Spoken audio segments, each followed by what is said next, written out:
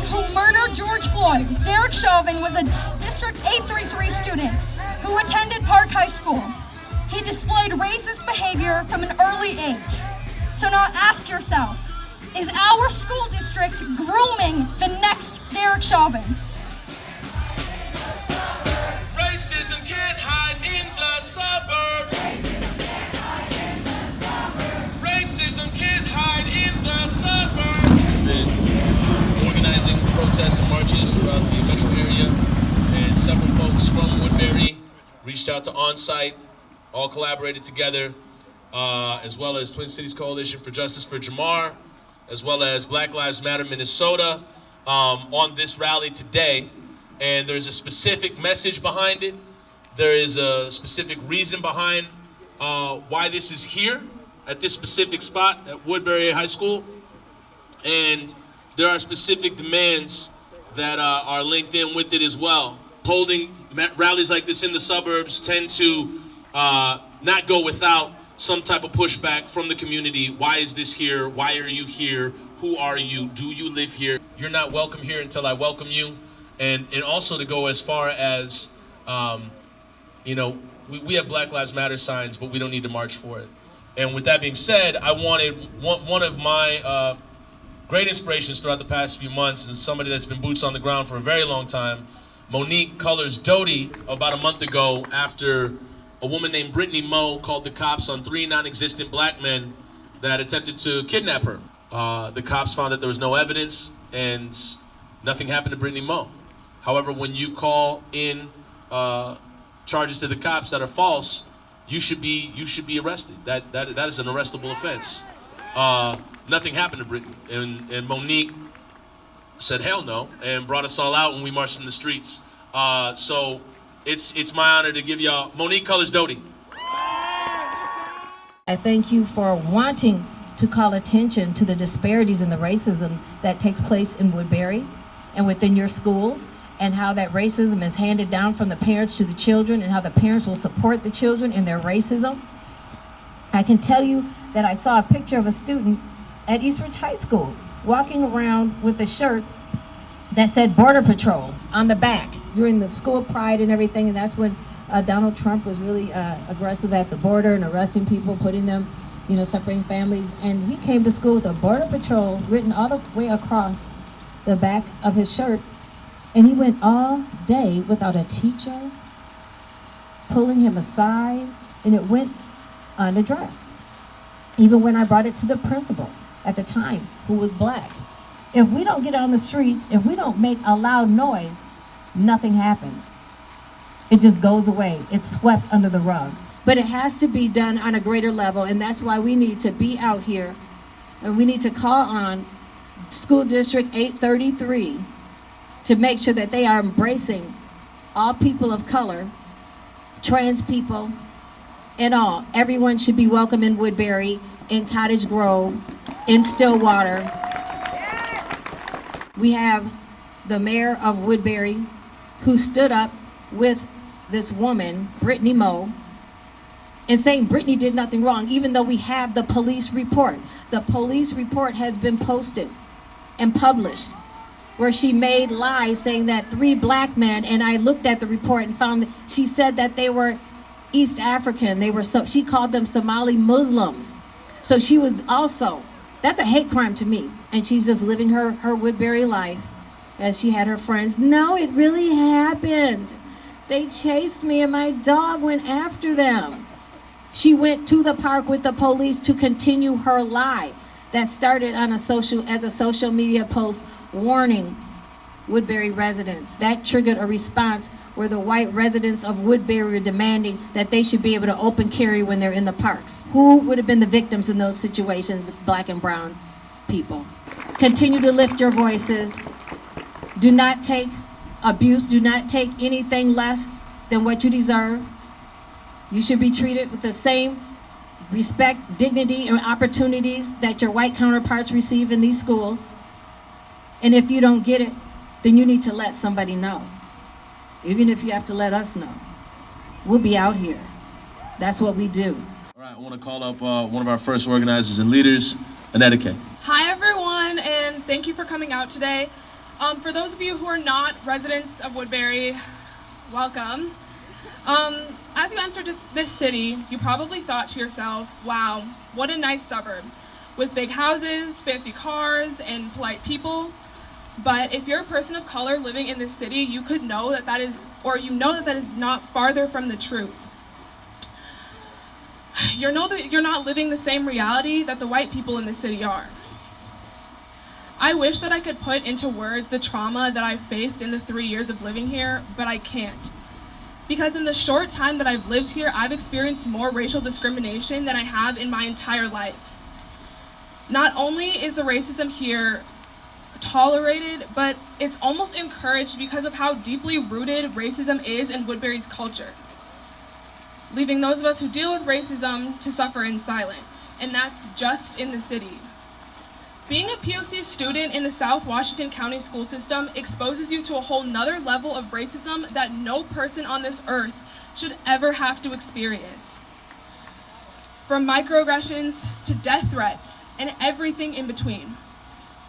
My freshman year, not only did I have to sit in class while my white teacher actively used racial slurs, but my social studies teacher told me that, or told the entire class, that it was okay for a white person to use the N-word as long as they used it in an intelligent way.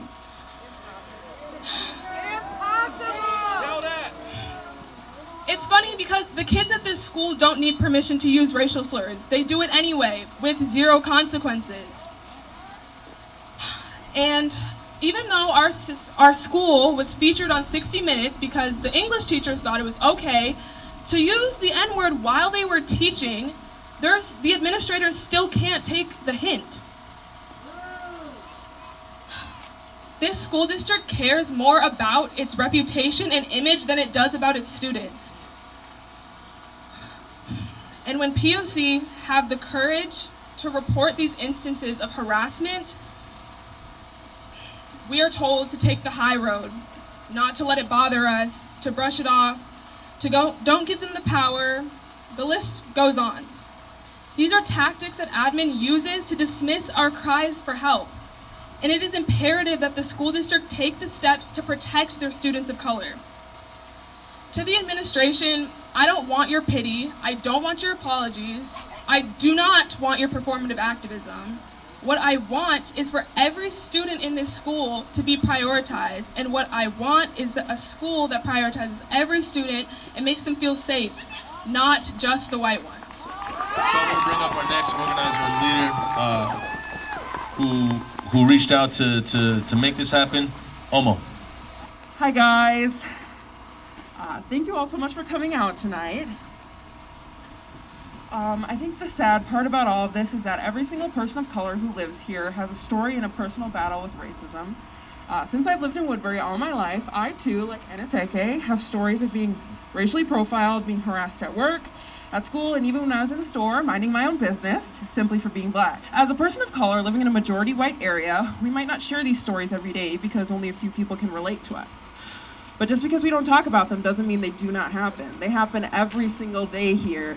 Sometimes the memories are too painful to dredge up and talk about, but they're there. It happened to me every single day that I walked the halls of this school, where we are right now. And every time I reported an issue of harassment to the administration here at WHS, I was dismissed. My experience is not unique. This is what it's like to be black in Woodbury. This is the collective experience of every single person of color who lives in a majority white area. So today I wanted to talk a little bit more about how we can make this community better for people of color. I want every single white person who's here to listen to what I'm about to say next because it's important.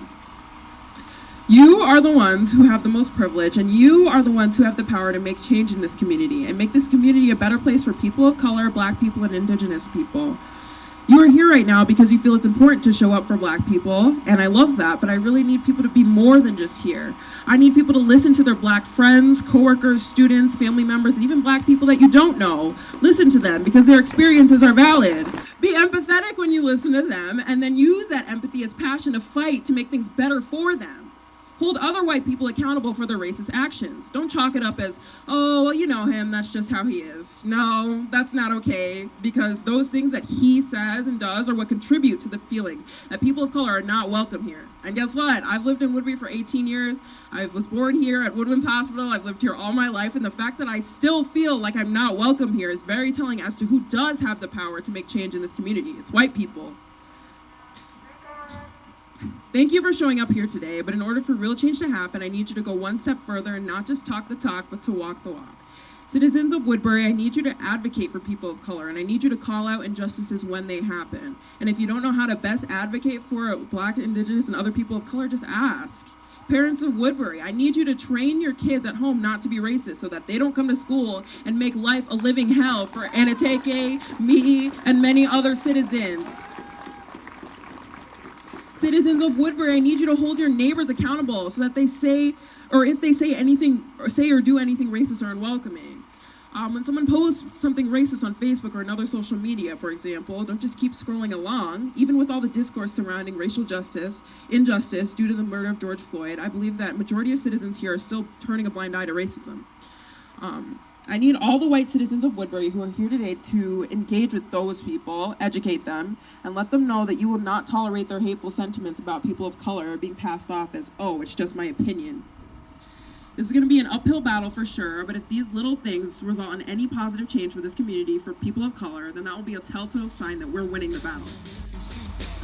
And to District 833, I want to know what exactly it is that you think that you're doing to make sure that Black people, Indigenous people, and other people of color feel safe in your schools.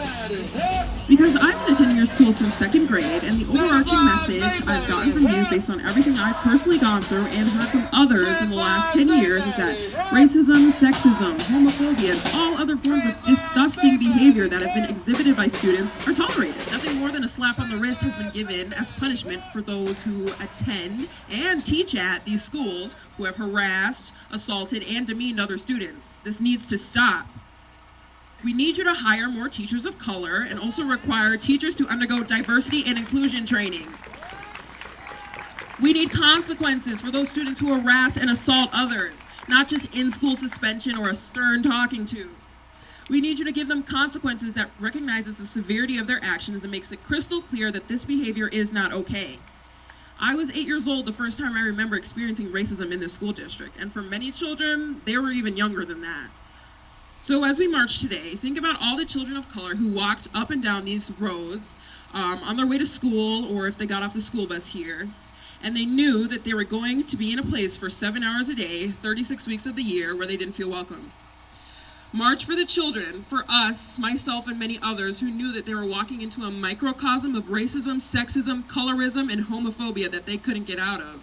March for the kids who knew that they were going to hear the N-word or another racial slur uttered countless times during passing time and have no one bat an eye to it.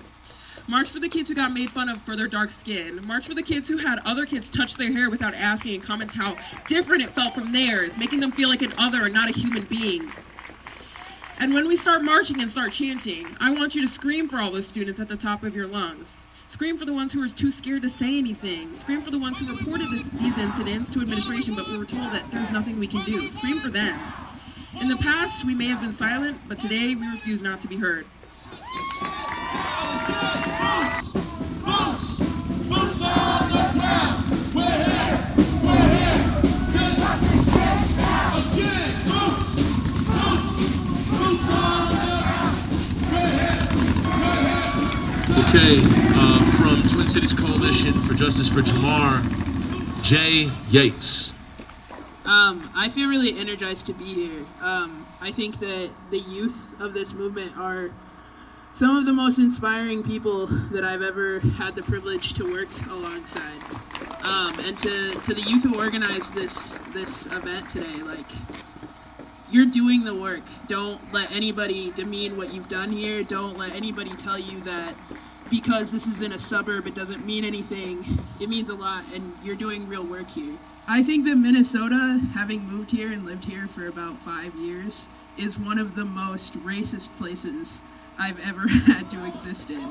I remember my first overt experience with racism was in school, and it was actually when we had moved back up north. for me to go to school in Iowa. I was maybe 9 years old, and I got called the N-word in the lunch line. And none of the white adults around me did anything about it. None of my peers really knew what to do about it. And the person who called me this slur at 9 years old didn't really face any repercussions. And I think that illustrates that racism is something that starts at home, and it starts really young. And it's something that white people need to solve. It's not on black people to fix racism. Racism is a white people problem.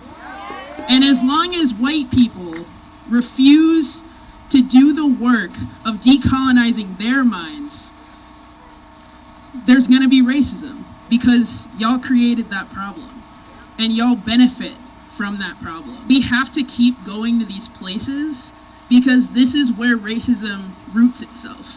This is where racism really digs its claws into these white kids, because it feels good to them.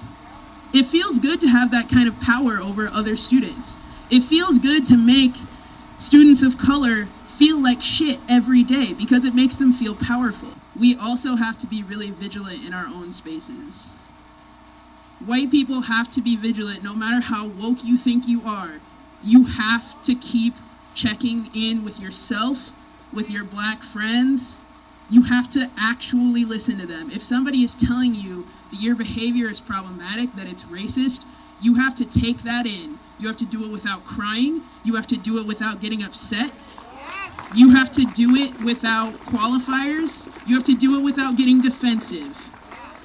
You have to take it in and listen to what's being said and do the work to change your behavior. Because none of us are immune to having grown up in these environments. Every black person that I know, regardless of whether they grew up in an economically privileged area or not, all have experiences with racism. And all of us have, to some extent, internalized those experiences. And the same is true for white people. Regardless of how many protests you've gone to, regardless of how many of Bell Hooks' essays you've read, whether you went to a liberal college, it doesn't matter. You grew up in the same environment and you have to do the work constantly. There is no end goal to the work of unlearning racism.